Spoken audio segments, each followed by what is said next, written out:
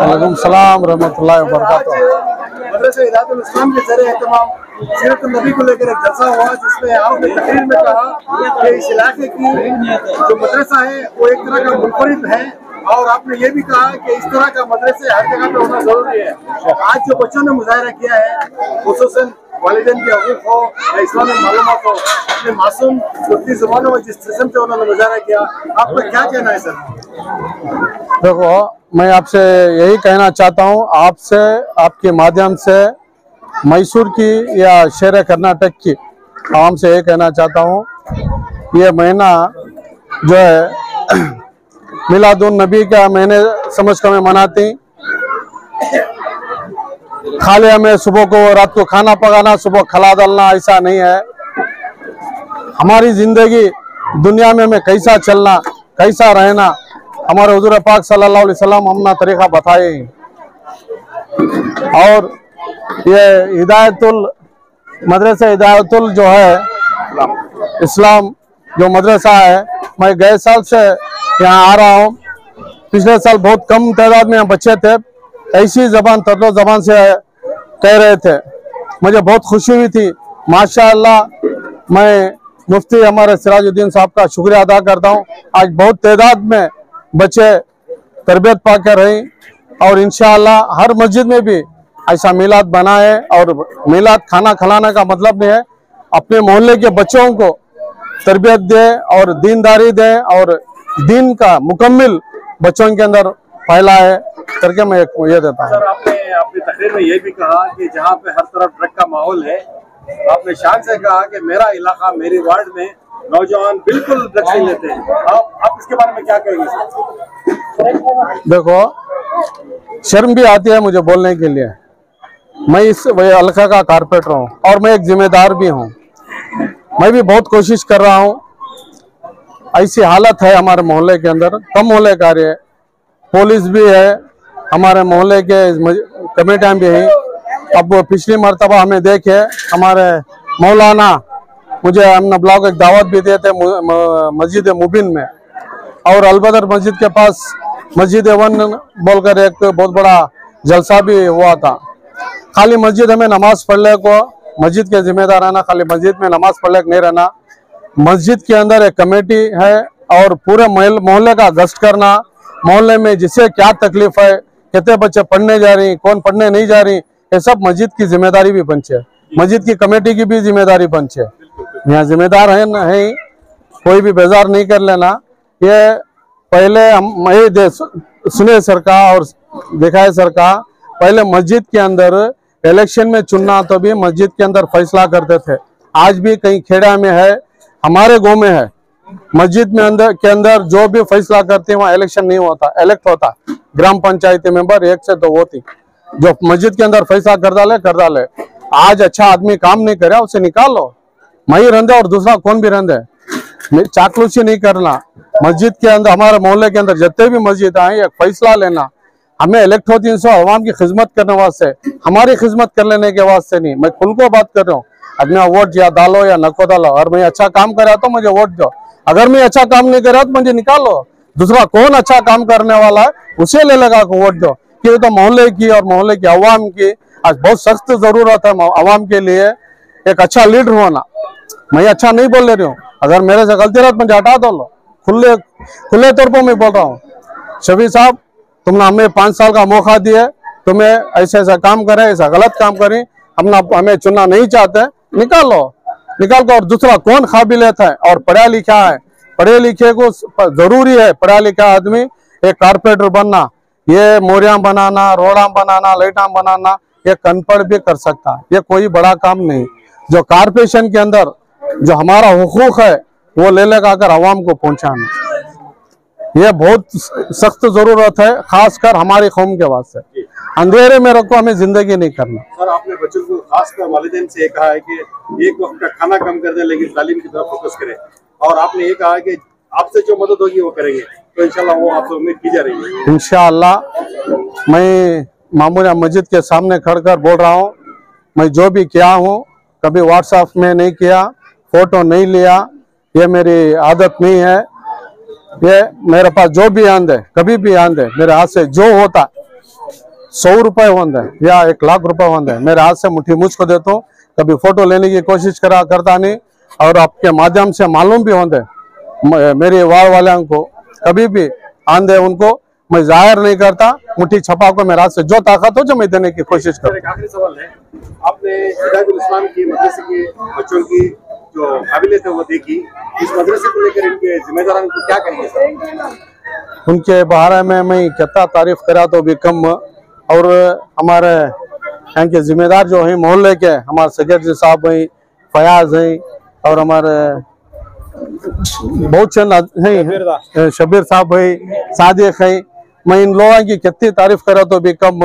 आज हमारे मोहल्ले के अंदर एक जमाना था, येश मस्जिद में अजान देने वाला कौन भी नहीं था, हमारे सेक्रेटरी साहब को मालूम है, अजान देने नहीं थे। आज ये रोड में आज इतनी तादाद में हमें सब देख रही। मैं बहुत खुश हूँ, या हमें रहो या नको रहो, अल्लाह ताला ये मस्जिद और ये रोड ऐसा जग जगह पे रहना, हमारी दीनदारी हर बच्चे के पास रहना, हर घर में दीन की तालीम होना, मैं ये कहना चाहता हूँ। एक वक्त था जब ये तामीर के मराहिल में था, आपने कौसर न्यूज़ को यहाँ पे बुलाया था, तो वहाँ से आपने अपील भी की थी कि जो साहिब हैसियत लोग हैं वो आगे बढ़े, और इस इलाके में एक स्कूल की भी जरूरत को लेकर बताया था। आज अल्हम्दुलिल्लाह आपकी निगरानी में जो काम हुआ है वो बखूबी बहुत ही अच्छा हो रहा है। इंशाल्लाह हम उम्मीद करेंगे कि आगे भी इसी तरह के काम करेंगे। आप क्या बताना चाहेंगे आज? वैसे भाई सबसे पहले मैं ये बताना चाहता हूँ कि ये मीडिया को बुलाना, ये वायरल करना, असल मकसद पब्लिक सिटी का नहीं है, हमारी पब्लिक सिटी के वास्ते हुए यहाँ के हालात को मैं बताया था मैसूर के अवाम को। इसके बाद जो है बहुत सारे यहाँ काम वाम भी हुए। आज का जो जलसा हुआ इसका मेन मकसद क्या है अगर को बोले तो यहाँ से हमारा एक अच्छा मैसेज जाना। आज हमारे मोहल्ले की इंदिरा गांधी रोड के हालात ऐसे ही कि भाई को बच्चे की शादी करना अगर को बोले तो यहाँ घर छोड़ को घर खाली कर को गए तो यहाँ से निस्बत हम भी आती है, शादियां भी होती है। हमारे मोहल्ले में ऐसा क्या भी नहीं है। हमारे मुखमी अदमियान जो ही हमारी हकीकत तो ये ऐसे प्रोग्राम्स हमारे मोहल्ले में दीनदार बच्चे ही, हमारे मोहल्ले में पूरे एजुकेटेड पर्सन है। तो हमारा असल मकसद जो है एक अच्छा मैसेज देना।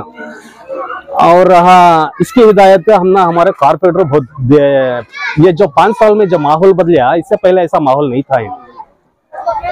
ये माहौल बदलने की हिदायत भी इन्होंने हम ना देखो ही। तो इस लिहाज से मैं आने वाले दिनों में जो है आज के मुल्क के मौजूदा हालात आज सबको मालूम है। जिस पार्टी से इन्होंने कंटेस्ट कर को इलेक्शन लड़ को जीते, आज वो पार्टी फिरका परस्त पार्टियों के साथ हाथ मिला लिया। आज सेक्युलरिज्म खतरे में है।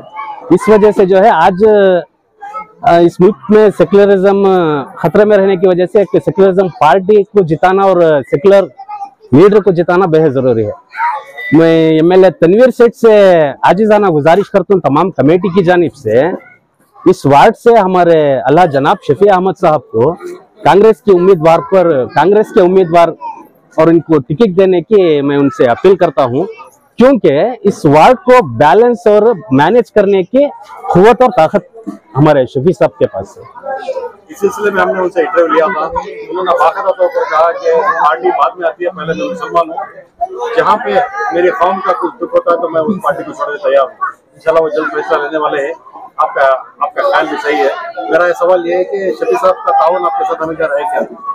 जी, हर हमेशा है जी, हर हमेशा इनका ताउन अच्छे से अच्छा है। और एक सेक्युलर मैनर को काम करने वाले ये वार्ड की हालत तो सबको मालूम है, ये वार्ड में कैसा है क्या है करके बोले। फसाद के गलाटे बहुत होते थे, इन्होंने जीतने के बाद एक भी फसाद का गलाटा नहीं है। यहाँ अमन है, चैन है, उसका मैनेज कर रही है। हमें ऐसे लीडर को गवा लेना अच्छी बात नहीं है।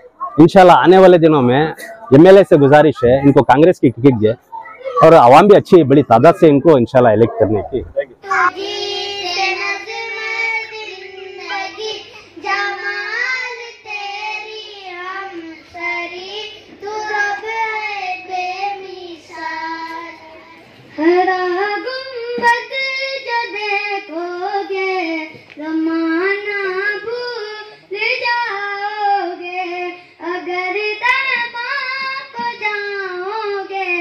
तो आना भूल जाओगे।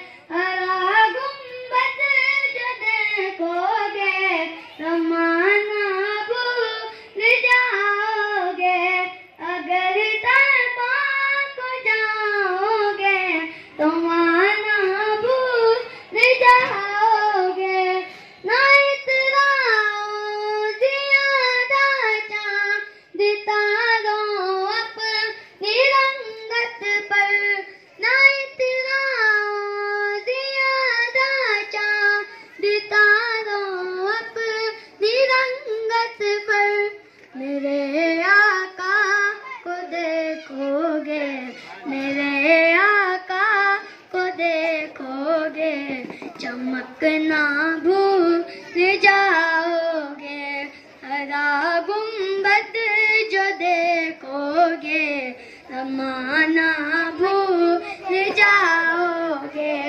अगर तौबा को जाओगे तो आना भूल जाओगे।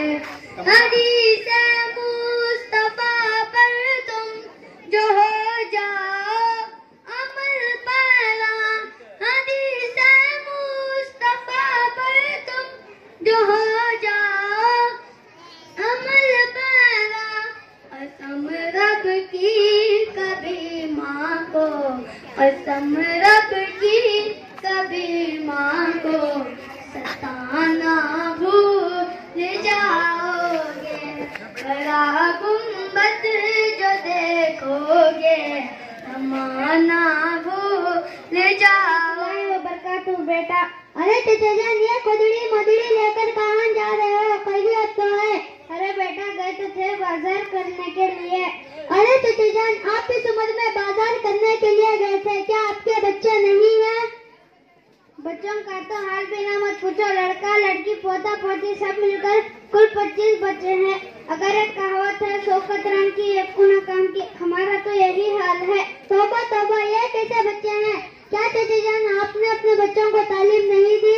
अरे बेटा हमने समझा था ये हाफिज या मौलवी बन जाए तो 2-3 हजार रुपए में मस्जिद या मदरसे में नौकरी करेंगे, 2-3 हजार रुपए में खुद क्या खाएगा उनको क्या खिलाएगा, इसलिए नहीं पढ़ाया। अरे चाचा जान, ये आपकी बहुत बड़ी गंदी सोच है। क्या अंग्रेजी पढ़ेगा तो खिलाएगा और हाफिज मौलवी बनेगा तो भूखा मरेगा? देखो चाचा जान, एक मौलाना आ रहे हैं, जरा उनसे मालूम करते हैं। अस्सलामु अलैकुम वरहमतुल्लाहि वबरकातुहू। वालेकुम अस्सलाम वरहमतुल्लाहि वबरकातुहू। मौलाना साहब, हम आपके ही मदरसे में पढ़ रहे हैं। ये चाचा जान कह रहे हैं कि हाफिज मौलवी 2-3 हजार रुपए में नौकरी करता है, वो खुद क्या खाएगा और बच्चों को क्या खिलाएगा? मौलाना साहब जरा इनको समझा दे। ला हौला वला कुव्वता इल्ला बिल्लाह। देखिए चाचा जान, ये सिर्फ आपकी सोच नहीं, अक्सर लोगों की भी यही सोच है। हाफिज मौलवी नहीं कमा सकता, लेकिन खिलाने पिलाने वाला तो अल्लाह की जात है, जो खिलाता है पिलाता है और सबको रोजी देता है। अगर रोजी डिग्रियों से होती तो अनपढ़ लोग भूखे ही मर जाते। तो ये अपने ऐसा भी देखा होगा, किसी को दस्तखत करने तक भी नहीं आता। इनके नाम बड़े बड़े शहरों में शुमार किया जाता है। तो ये आपने देखा होगा हाफिज मौलवी भूखे मर रहे हैं और खुदकुशी कर रहे हैं, लेकिन ऐसा नहीं, हर जगह इनकी इज्जत होती है। इसके बरखिलाफ आपने देखा होगा बीए पास करने वाला बेकार घूम रहे हैं, डिग्री है, डॉक्टर है लेकिन डिग्री नहीं, वकील है लेकिन कस्टमर नहीं आ रहा। क्या ऐसा है क्या चाचा जान? अरे बेटा तुम्हारी तो बात बिल्कुल ठीक है, मेरे बच्चे मेरा कहना नहीं मानते, मैं क्या करूं? सुनिए चाचा जान, अगर आपने अपने बच्चों को तालीम दी थी तो वो ऐसा ना करते, वो आपकी बात मानते और आपकी खिदमत करते। मदरसों में यह सिखाया जाता है कि माँ के कदमों के नीचे जन्नत है और बाप जन्नत का दरवाजा है। कुछ समझ में आई? हाँ कुछ आया। चाचा जान, आपको दिन के बारे में कुछ मालूम है? क्या तुम्हें मुसलमान हो? मुझे पूछो, मुझे दिन के बारे में सब कुछ पता है। तो बताए हुस्न में कितने फराइज हैं? हुस्न में 9 फराइज है। नंबर 1 पानी का होना, नंबर 3 मंजिल या ब्रश का होना, नंबर 3 तौलिया और लुंगी का होना, नंबर 4 लोटा और बाल्टी का होना, नंबर 5 कपड़े तरकर नल पर जाना, नंबर 6 संजा करना, नंबर 7 बैतुल खुला से आ जाना, नंबर 8 ये अहम बात है ठंडी में गर्म पानी का होना, नंबर 9 ये सब चीजें ना हो तो उसूल ना होगा। बस अस्तगफुरुल्लाह, आपने तो कमाल कर दिया। फराइज बताने नहीं, पता नहीं क्या क्या बता दिया। देखिए मौलाना के साथ एक बच्चा आया है, जरा उससे मालूम करते हैं। अस्सलामु अलैकुम वरहमतुल्लाहि वबरकातुहू। वालेकुम सलाम वरहमतुल्लाहि वबरकातुहू। बताओ हुस्न में कितने फराइज हैं? हुस्न में 3 फराइज हैं। पहला कुल्ली करना, दूसरा नाक की नरम हड्डी तक पानी पहुंचाना, तीसरा पूरे बदन पर पानी ऐसे बहाना कि एक बार भी सूखा न रहे। अरे बेटा हमने समझा था ये तो बहुत आसान है, हमने समझा था ये 10 से 20 और होंगे। कुछ सवालों के जवाब देते हैं, आप गौर से समाज फरमाइए।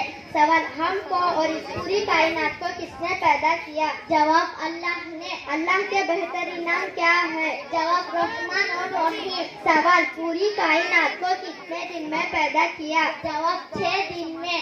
सवाल, किस चीजों से पैदा किया? जवाब, अपने अमरे खुद से। सवाल, इस दुनिया को किसके लिए पैदा किया? जवाब, बनी आदम के लिए। सवाल, इंसानों को किससे पैदा किया? जवाब, मिट्टी से। सवाल, इंसानों की पैदाइश में कौन से चीज इस्तेमाल हुए? जवाब, मिट्टी, आग, पानी, हवा।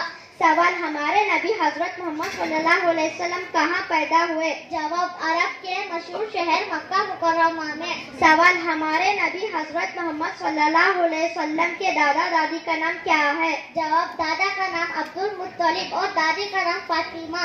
सवाल, हमारे नबी हजरत मोहम्मद सल्लल्लाहु अलैहि वसल्लम के वालिद का नाम क्या है? जवाब, हजरत अब्दुल्लाह है। सवाल, हमारे नबी हजरत मोहम्मद सल्लल्लाहु अलैहि वसल्लम की प्यारी वालिदैन का नाम क्या है? जवाब, हजरत आमिना है। अस्सलामु अलैकुम। अब गौर से समाज फरमाइए। अददुन गिनती, वाहिद 1, इस्नान 2, सलासा 3, अरबा 4, खमसा 5, सित्ता 6, सबआ 7, समानिया 8, तिस्आ 9, अशरा 10, मुतफर्रिक़त नअम हाँ, ला नहीं, हाफिला बस, सय्यारा कार, मरीज बीमार, शुक्रन शुक्रिया, मतार एयरपोर्ट, जवाज पासपोर्ट, फुंदुक होटल, ऐशहाजा ये क्या चीज है? ऐना फुलूस पैसे कहाँ है? अस्सलामु अलैकुम वरहमतुल्लाह। नंबर 1, सुबह का उठना, नामुस बाती सुबह का सोना जिसको रखता है। हदीस नंबर 2, सलाम सलाम कबला कलाम, बात करने से पहले सलाम किया करो। हदीस नंबर 3, तरज़ो सफाई अतहुरुल शत्रुल ईमान, पाकी आधा ईमान है। हदीस नंबर 4, वज़ू अल-वज़ू मुफ्ताहु सलात, वज़ू में मस्ती कुंजी है। हदीस उम्मत से दिलों को सुरूर मिलता है, निगाह फिक्र को ताज़ा शुऊर मिलता है। नसीब कैसा भी हो वास्ता अहमद का देकर सल्लल्लाहु अलैहि वसल्लम, नसीब कैसा भी हो वास्ता अहमद का देकर सल्लल्लाहु अलैहि वसल्लम, खुदा से जो भी मांगे जरूर मिलता है। यह हमारे प्यारे नबी सल्लल्लाहु अलैहि वसल्लम का सदका है। नसीब चाहे जो भी हो, अगर नबी का वास्ता देकर मांगेंगे इंशाअल्लाह अल्लाह ताला वो जरूर अता फरमाएंगे। हुजूर पाक सल्लल्लाहु अलैहि वसल्लम की सीरत, मीलाद, जिंदगी के हालात बहुत वसी हैं, जैसे हमारे आलिम दीन ने फरमाया। मगर मैं एक और कौल भी आपके सामने बता दूं। शाह साहब सैयद अताउल्लाह शाह बुखारी रहमतुल्लाह अलैह ने फरमाया है, हुजूर पाक सल्लल्लाहु अलैहि वसल्लम की सीरत बयान करने के लिए अल्लाह ताला ने भी तकरीबन 23 बरस लिए हैं। नबी की सीरत बयान करने के लिए अल्लाह ताला ने कुरान उतारने में 23 बरस लिए हैं। हम जैसे गुनहगार बंदे आधे घंटे, 40 मिनट, 1 घंटे में हम कहाँ बयान कर सकते हैं?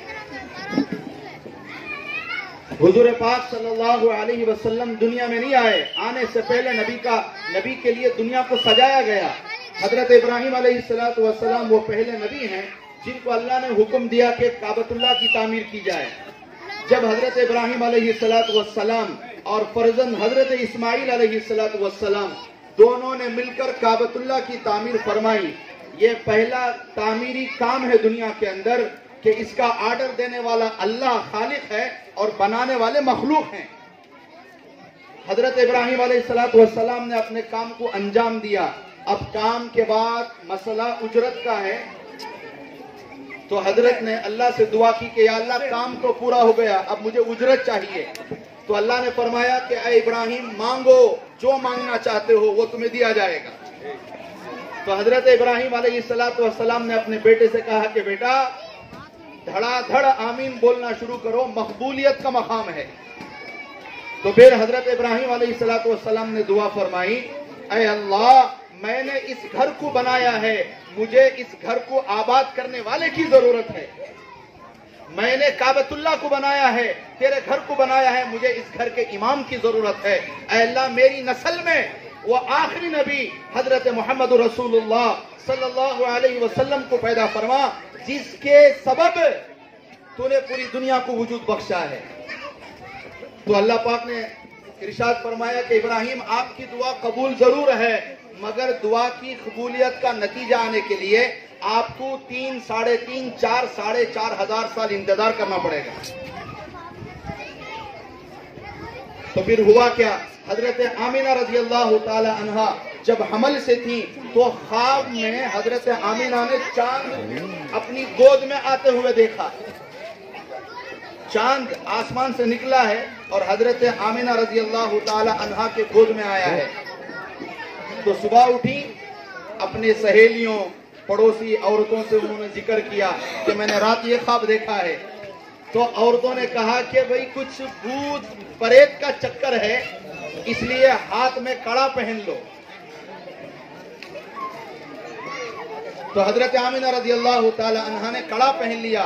अगली रात में ख्वाब आया कि जो नबी तुम्हारे पेट में है वो तो इस कड़े जैसे बातिल चीजों को तोड़ने के लिए आने वाले हैं, और तुम इस बातिल चीज को कैसे पहन सकती हो। रातों रात खुद ब खुद उस हाथ का कड़ा टूट गया। जो जब सुबह देखा तो उसके टुकड़े पड़े हुए बिस्तर में मिले। और हुजूर पाक सल्लल्लाहु अलैहि वसल्लम दुनिया में तशरीफ लाए। अबू लहब जिसके लानत पर कुरान ने मुकम्मल एक सूरह लहब उतारा है, तब्बत यदा अबी लहब व तब। जब सौबिया बांदी ने हुजूर पाक सल्लल्लाहु अलैहि वसल्लम के पैदा होने की खुशखबरी अबू लहब को आकर बताया, तो अबू लहब ने उंगली से इशारा किया, जा सौबिया मैं तुझे आजाद करता हूं, तूने मुझे बड़ी अच्छी खुशखबरी सुनाई है। यही वजह है कि अबू लहब है तो जहन्नम में, मगर अल्लाह पाक ने नबी के पैदा होने पर खुश होने की वजह से उसकी उंगली से हर पीर को एक शहद निकालते हैं, जिसे वो चूस कर जहन्नम में थोड़ी देर राहत की सांस लेता है। नबी की बरकत से हुजूर पाक सल्लल्लाहु अलैहि वसल्लम ने फरमाया कि जिसने मुझे देखा वो जन्नत में जरूर जाएगा। हजरत सहाबा ने सवाल किया, या अल्लाह के नबी सल्लल्लाहु अलैहि वसल्लम, देखा तो आपको अबू बकर सिद्दीक भी हैं, देखा तो आपको अबू जहल भी है, देखा तो उमर फारूक भी है, देखा तो उतबा शीबा भी है, क्या अबू जहल, उतबा, शीबा ये जन्नत के अंदर चले जाएंगे? हुजूर पाक सल्लल्लाहु अलैहि वसल्लम ने इसकी वजाहत बयान फरमाई कि सुनो गौर से, मुझे देखने वाला जरूर जन्नत में जाएगा, मगर अबू बकर सिद्दीक ने जिसको देखा है वो रसूलुल्लाह को देखा है, और अबू जहल ने जो देखा है वो मोहम्मद बिन अब्दुल्लाह को देखा है। देखने में फर्क है। ईमान के साथ जो देखेगा वो मोहम्मद रसूलुल्लाह सल्लल्लाहु अलैहि वसल्लम को देखेगा, और बगैर ईमान के जो देखेगा वो मोहम्मद बिन अब्दुल्लाह को देखेगा। हजरत अबू बकर सिद्दीक रज़ी अल्लाह ताला अन्हु हमारे प्यारे नबी सल्लल्लाहु अलैहि वसल्लम से 2 साल के बड़े हैं कि बेशुमार हैसियतें हैं। सीरत का उन्वान जैसे मैंने आपको बताया, सैयद अताउल्लाह शाह बुखारी ने फरमाया, खुद अल्लाह ने कुरान के अंदर नबी का जिक्र करते करते 23 बरस गुजार दिए, तो हम जैसे नाचीज और गुनहगार बंदे हुजूर पाक सल्लल्लाहु अलैहि वसल्लम की सीरत को आधे घंटे में 40 मिनट में कहां से बयान कर सकते हैं। अब बस मुख्तसर ये बातें हैं। अल्हम्दुलिल्लाह हमारे जलसे का मकसद ही यही है, मीलादुन नबी, हुजूर पाक सल्लल्लाहु अलैहि वसल्लम की मीलाद, पैदा होने का जिक्र। मगर एक बात आप याद रखें, एक है आमद मुस्तफ़ा, एक है मकसद मुस्तफ़ा, एक है नबी के आने की खुशी, एक है नबी के आने के मकसद की खुशी। आमद मुस्तफ़ा नबी का दुनिया में आना है, मकसद मुस्तफ़ा दीन को कायम करना है। आमद मुस्तफ़ा नबी का दुनिया में तशरीफ लाना है, मकसद मुस्तफ़ा हर घर में मर्द औरत दीनदार बनना है। आमद मुस्तफ़ा नबी का दुनिया में तशरीफ लाना है, मकसद मुस्तफ़ा नमाज का कायम करना है। आमद मुस्तफ़ा हुजूर पाक सल्लल्लाहु अलैहि वसल्लम का दुनिया में आना है, मकसद मुस्तफ़ा उम्मत को रोजेदार बनाना है। आमद मुस्तफ़ा नबी का दुनिया में आना है, मकसद मुस्तफ़ा हर एक की जबान पर सच को जारी करना है। आमद मुस्तफ़ा नबी का आना है, मकसद मुस्तफ़ा माँ बाप की खिदमत है।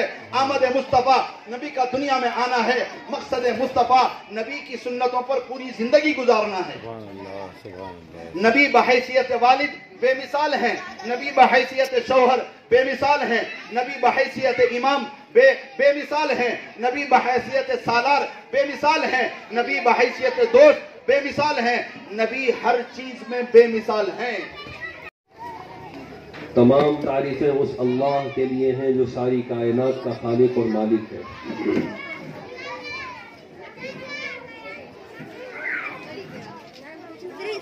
सारी कायनात को उस अल्लाह ने अपनी कुदरत कामिला से पैदा किया है। इस दुनिया के बनाने में और कायनात के निज़ाम के चलाने में अल्लाह किसी के मोहताज नहीं है, न उसका कोई शरीक है, न उसका कोई पार्टनर है। वो इस निज़ाम के चलाने में अकेला है, वो तने तन्हा है। लेकिन पूरी कायनात को उसी नबी के सदक़े पैदा किया है जिस नबी की सीरत के नाम से हम लोग जुड़े हुए हैं। ये हमारे पीछे लिखा हुआ है सीरतुन नबी का जलसा। जी जी। एक है मीलादुन नबी, एक है सीरतुन नबी। मीलादुन नबी कहते हैं नबी करीम सल्लल्लाहु अलैहि वसल्लम की विलादत को, और सीरतुन नबी कहते हैं अल्लाह के नबी सल्लल्लाहु अलैहि वसल्लम की अखलाक को, आदात को, उनकी मुबारक ज़िंदगी को, उनके तरीक़ों को, इसको सीरतुन नबी कहा जाता है। अभी तक हम लोग मीलादुन नबी ही में हैं, अभी हम आगे नहीं बढ़े हैं, जबकि उम्मत को मीलादुन नबी से निकलकर सीरतुन नबी पर आना है। इसलिए कि बर्थडे जो है वो हर दिन नहीं मनाया जाता, बर्थडे साल में एक दिन मनाया जाता है।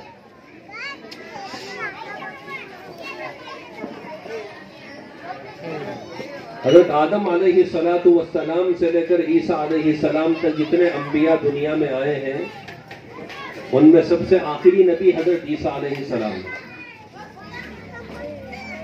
और हज़रत ईसा अलैहिस्सलाम से लेकर मेरे और आपके आका जनाब मोहम्मद रसूलुल्लाह सल्लल्लाहु अलैहि वसल्लम तक तकरीबन 555 साल का अरसा दुनिया में ऐसा गुजरा है जिसमें एक नबी नहीं आए, एक रसूल नहीं आए,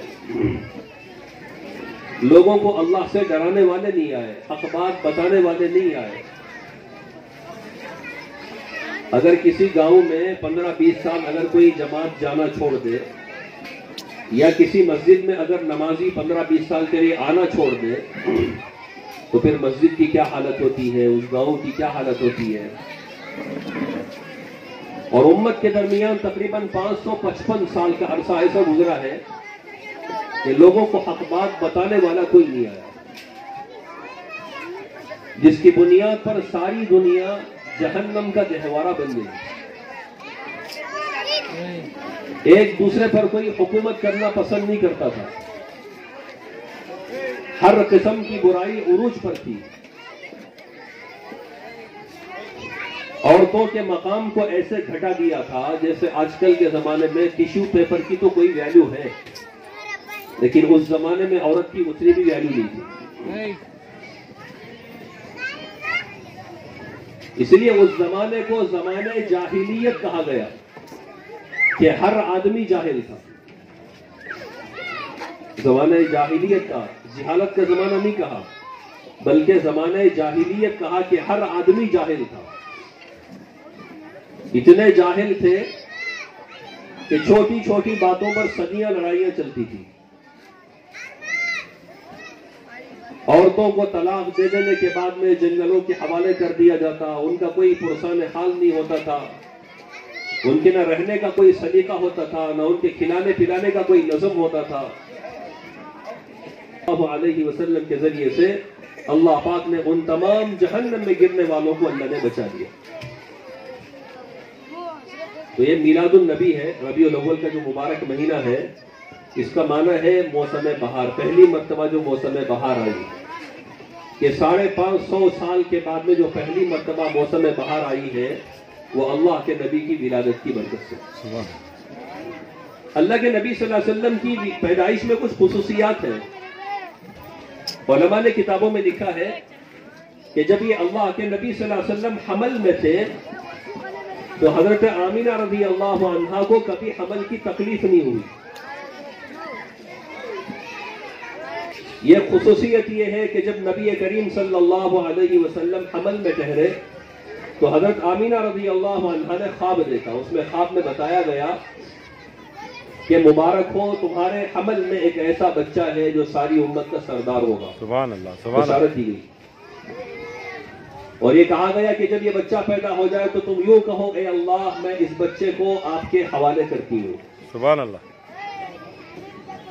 हज़रत आमिना रज़ी अल्लाह अन्हा फरमाती हैं कि जैसे और औरतों को हमल के अय्याम में सुस्ती व काहिली होती है, ऐसे पूरे हमल के 9 महीनों के दरमियान में कभी हज़रत आमिना रज़ी अल्लाह अन्हा को ऐसी तकलीफ कभी नहीं हुई।